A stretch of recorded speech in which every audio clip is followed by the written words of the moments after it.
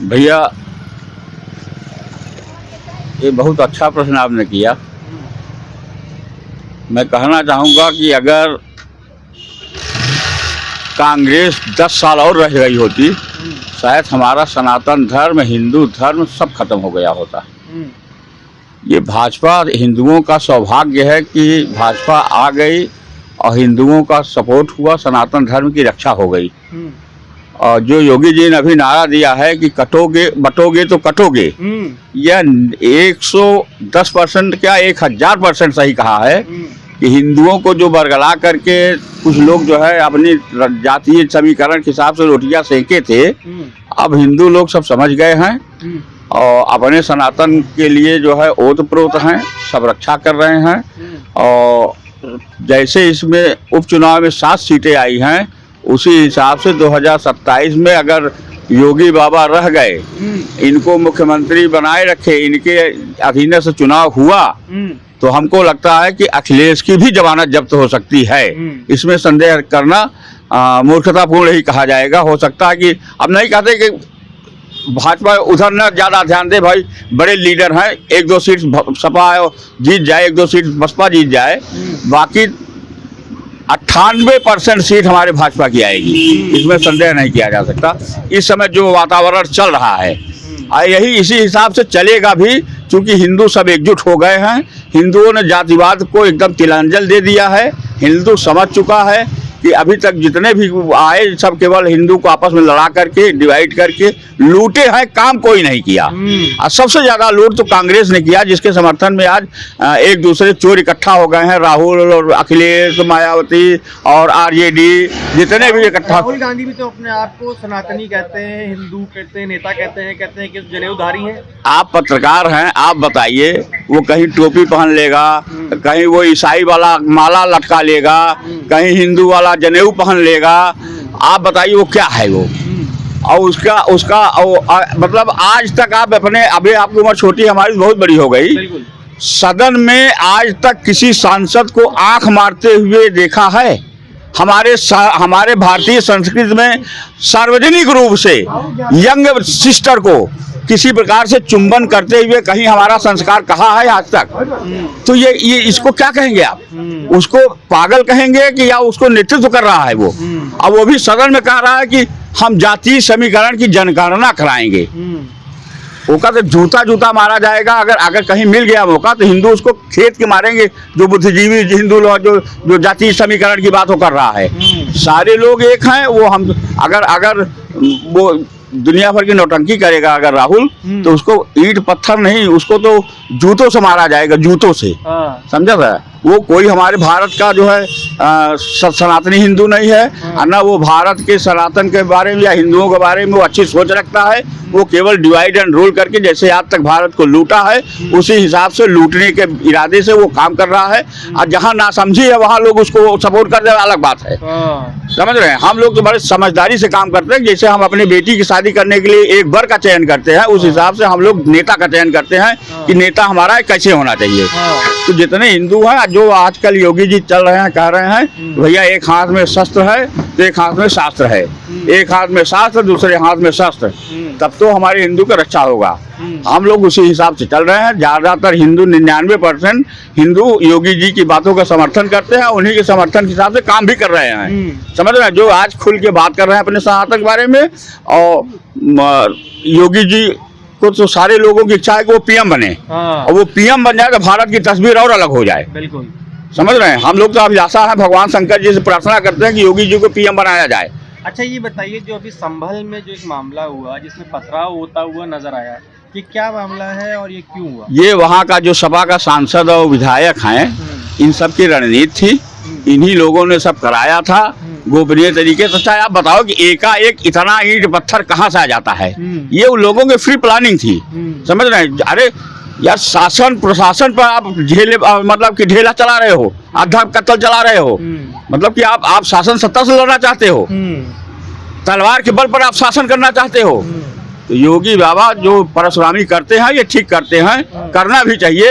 अगर ऐसे परशुरामी नहीं करेंगे शासन सत्ता नहीं चल पाएगी। अच्छा कर रहे हैं, ये केवल वहाँ की राजनीति थी, वहाँ का सांसद विधायक जो था सपा के, वही इस लोगों की रणनीति थी। अब वो धीरे धीरे पर्दाफाश हो रहा है, वो लोग जेल भी जाएंगे, इसमें भी संदेह नहीं है।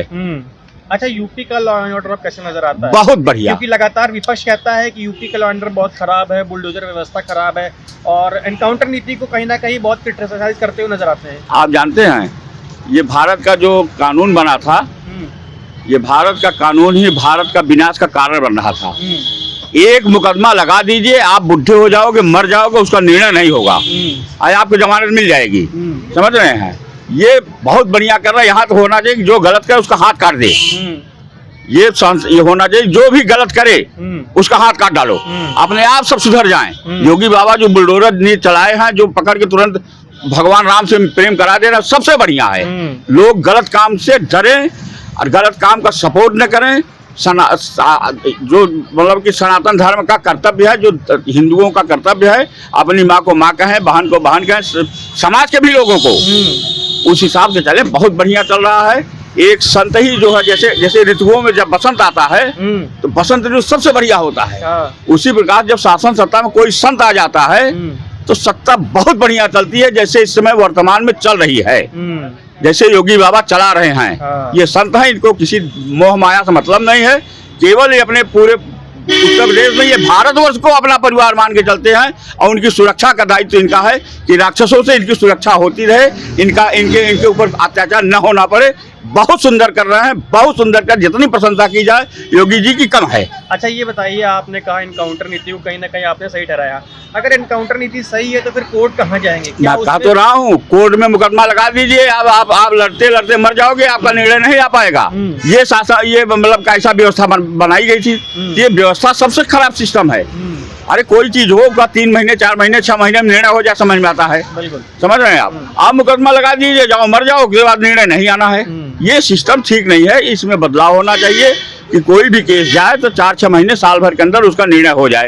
एक आदमी निरपराध लोगों को फंसा दिया जाता है, 20-20 साल जेल में रहते हैं, जिंदगी खराब हो गई, उसका पता चला कि सबूत के अभाव में छूट गए। तो जब कोई सबूत नहीं चाहिए, सबूत पहले ले लो ना।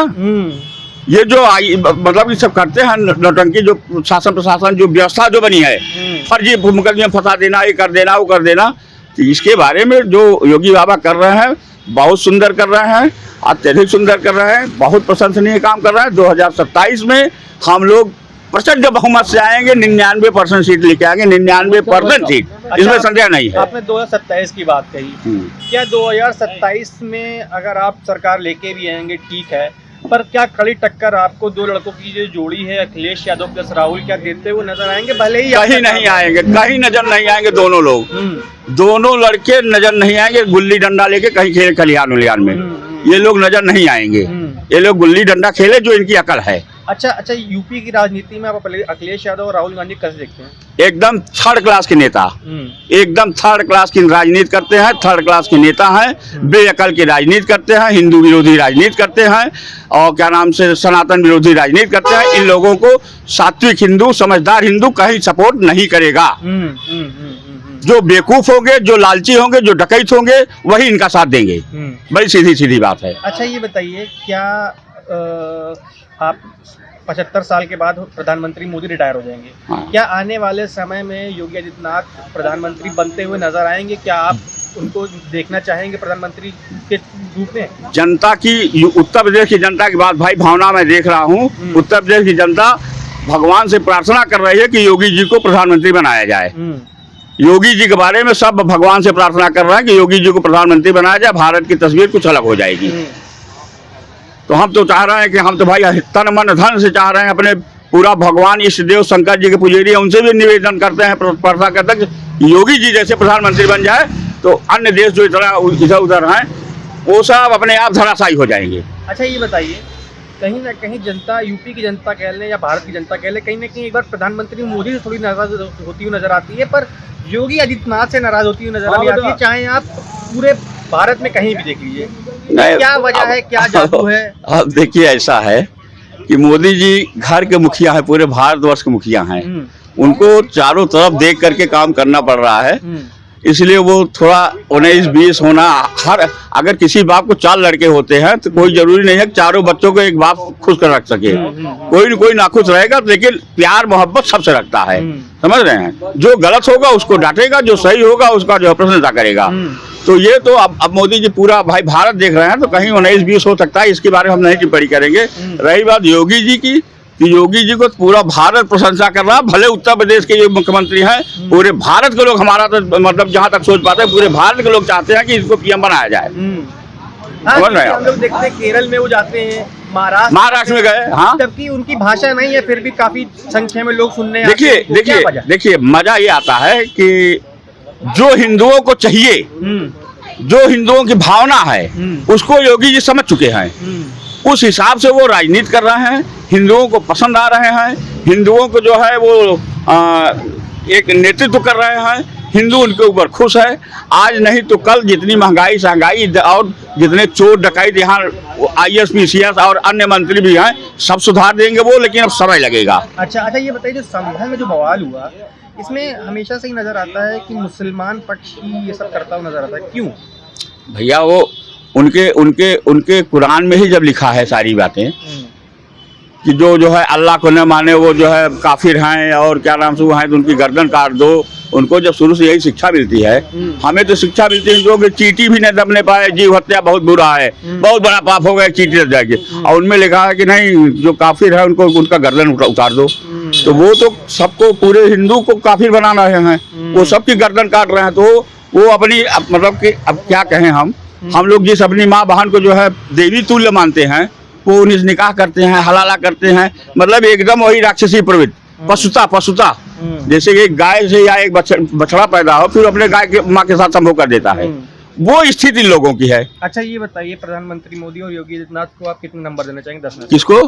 प्रधानमंत्री मोदी और योगी आदित्यनाथ को 10 में से कितने नंबर देना चाहेंगे? योगी जी 10 में 10, मोदी जी भी 10 में 10 हमारे हिसाब से। ठीक।